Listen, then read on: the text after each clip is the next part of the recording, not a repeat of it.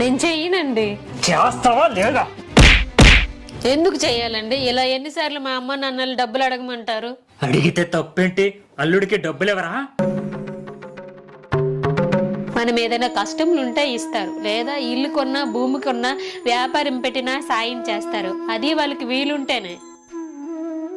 కిందటి సంవత్సరం అడగమన్నావు, అడిగాను, ఇచ్చారు. ఏం చేసావు? తాగి తందనాలు ఆడావు.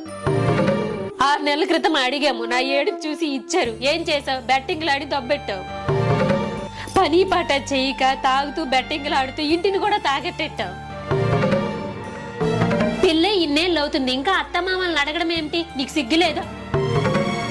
రేపు మన కూతురికి పెళ్లి చేసి పంపాక మన అల్లుడు కూడా మీలాగే చేస్తే మాటి మాటికి డబ్బులు అడిగితే మీరిస్తారా?